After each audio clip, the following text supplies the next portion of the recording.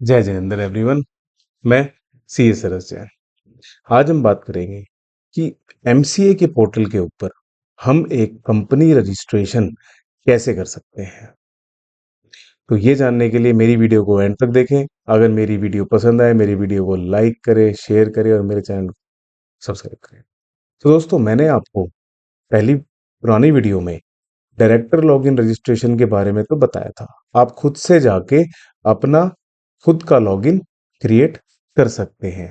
यहाँ पर हम जब हम साइन इन करते हैं तो यहाँ पे एक रजिस्ट्रेशन रजिस्ट्रेशन का ऑप्शन आता है, वो मैंने एक वीडियो को बताया हुआ है। उस वीडियो का लिंक मैं डिस्क्रिप्शन पे डाल रहा हूँ। साथ ही साथ मैं आपको बताता हूँ, जब हम कंपनी रजिस्टर करते हैं उसके अंदर कौन कौन सी रिक्वायरमेंट्स रहती है। आप कोई भी नाम सर्च कर सकते हैं, XYZ कंपनी लिमिटेड।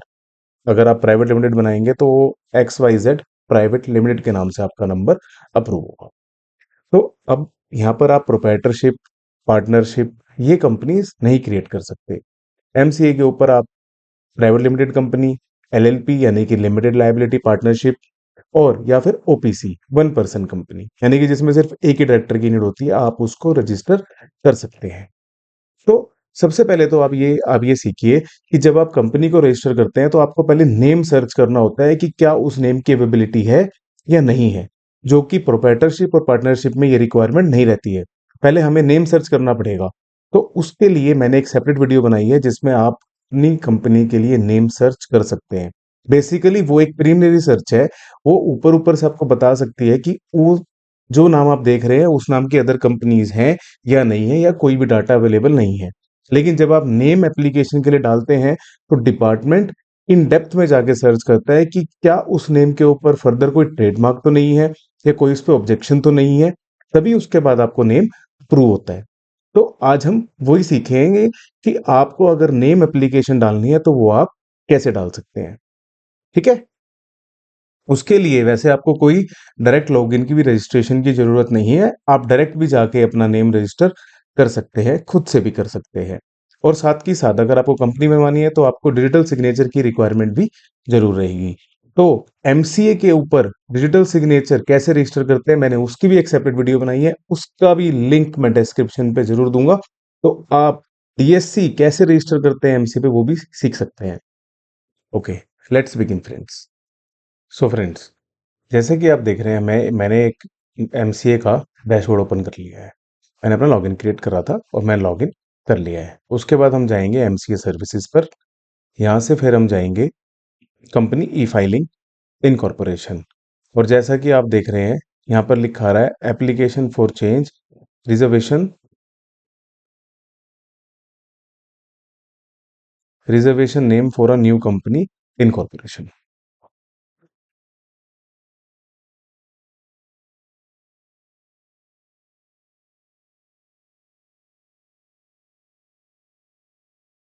फ्रेंड, जैसे ही हमने वहाँ पे क्लिक करा तो उसके बाद एक ये नई विंडो ओपन हो गई है जिसमें आ रहा है spice plus party name reservation.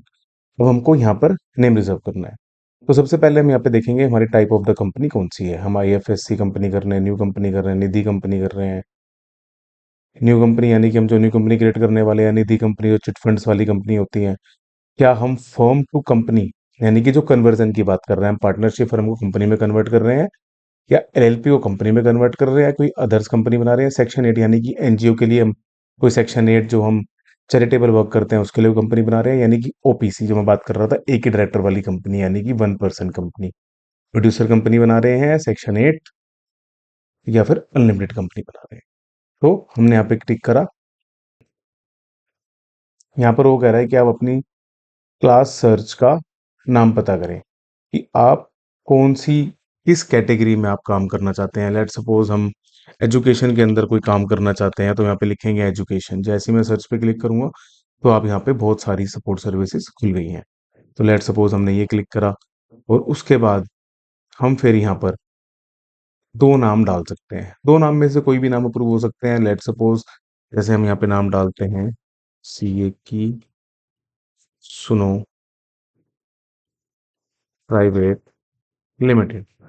जैसे ही मैंने ये डाला और यहाँ पे मैं डालता हूँ CA तो सुनो प्राइवेट लिमिटेड। हम चाहें तो ये चेक भी कर सकते हैं और यहाँ पर हम ट्रेडमार्क के लिए सर्च भी डाल सकते हैं। अगर हम ट्रेडमार्क के लिए सर्च करेंगे तो हम यहाँ पे ट्रेडमार्क के लिए सर्च की एप्लीकेशन चेक कर सकते हैं कि क्या इसके ऊपर कोई ट्रेडमार्क अवेलेबल है या नहीं है। और अगर हमारी किसी अदर कंपनी के साथ ये नाम जुड़ा हुआ है तो हमें उसकी एनओसी यहाँ पे लगानी है। अगर सीए की सुनो का मैंने ट्रेडमार्क लिया हुआ है और मेरा ट्रेडमार्क अप्रूव है तो मुझे उसकी कॉपी भी लगानी है कि हमारे पास ट्रेडमार्क है और हमारा अप्रूव्ड है। उसके बाद हम ऑटो चेक पे क्लिक करेंगे तो ये पता चल जाएगा कि क्या ये नाम अवेलेबल है या नहीं है। जैसे हमने ऑटो ऑटो चेक पे क्लिक करा, बोल रहा है कि आपने यहाँ पर क्लास सेलेक्ट नहीं करी है। यस, अभी ऑप्शन इनेबल हो गया है। प्राइवेट कंपनी है और हमारी कंपनी कैटेगरी क्या है, कंपनी लिमिटेड बाय शेयर्स है। सब कैटेगरी हमारी है।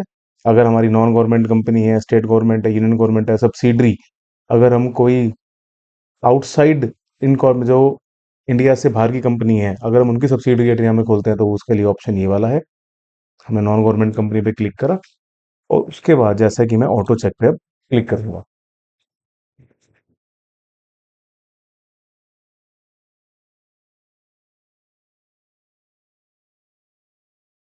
जैसे ही हमने ऑटो चेक पे क्लिक करा, इसने हमें पहले ही बता दिया कि इन इन नाम्स के सिमिलर नेम्स हैं।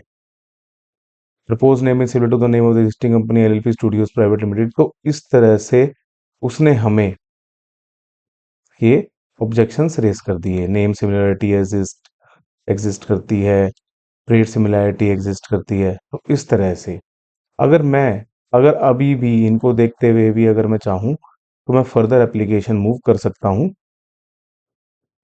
यहाँ से सबमिट करके। दिस डिपेंड्स कि क्या मुझे नाम अप्रूव होगा या नहीं होगा, वो आपको आपके डैशबोर्ड पर पता चल जाएगा। इस तरह से आप अपनी नेम रिजर्वेशन की एप्लीकेशन डाल सकते हैं। Thank you very much friends.